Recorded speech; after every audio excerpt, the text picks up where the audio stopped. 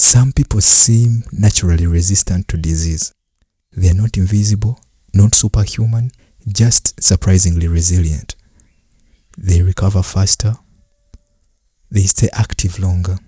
They seem less affected by many of the lifestyle diseases that have become common. And what's interesting is that sometimes this resilience appears in places where we least expect it.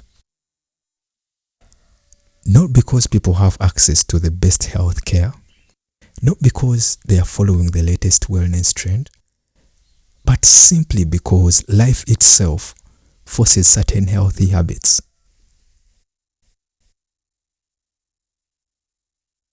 When convenience removes movement. For most of human history, walking wasn't exercise. It was life. You walked to work, you walked to school, you walked to visit people. You walked because there wasn't another option.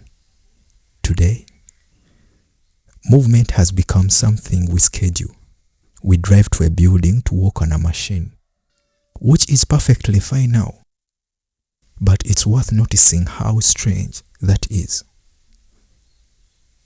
In many communities, especially the ones with poor economies, some people still walk because they have to, not because they are fitness enthusiasts, not because they watched a motivational video, because that's simply how daily life works. And the body doesn't really care why you are moving. It just benefits from the movement. When simple food becomes an advantage. Here's another interesting paradox.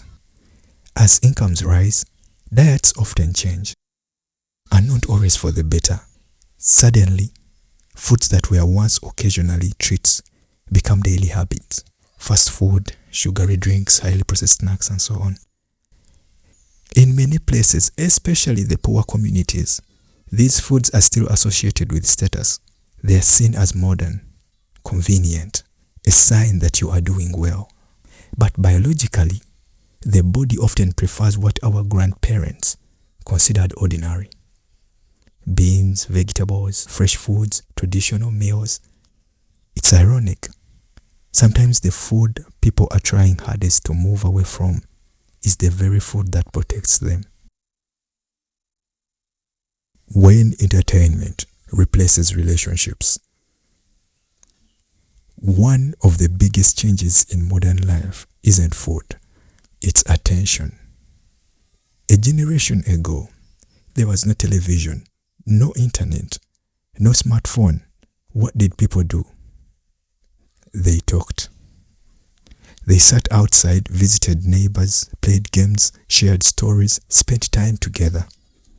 Not because they were intentionally building relationships, but simply because there wasn't much else competing for their attention. Today, it's possible for 5 people to sit in the same room and spend the evening somewhere else entirely. And while technology has incredible benefits, human connection still matters, probably more than we realize. People with strong social relationships tend to cope with stress better. They recover better, feel supported during difficult times.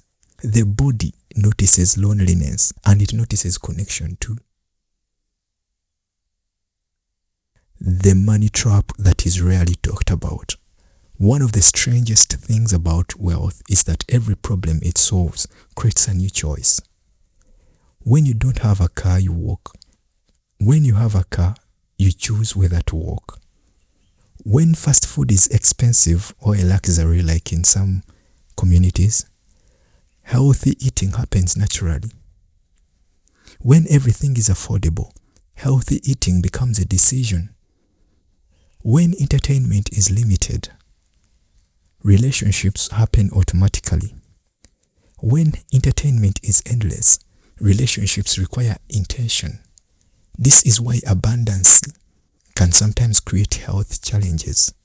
Not because abundance is bad, because abundance creates options, and options require discipline.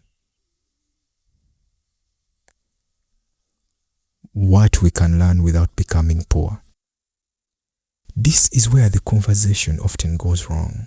The lesson isn't that people should avoid success. The lesson isn't that poverty is healthy. It isn't. The lesson is that some healthy behaviors were built into simpler lifestyles. And as life becomes more convenient, we may need to consciously keep them. Keep the walking, keep the home-cooked meals, keep the conversations, keep the community, keep the movement. We shouldn't just throw away the things that were helping us just because we can now afford alternatives.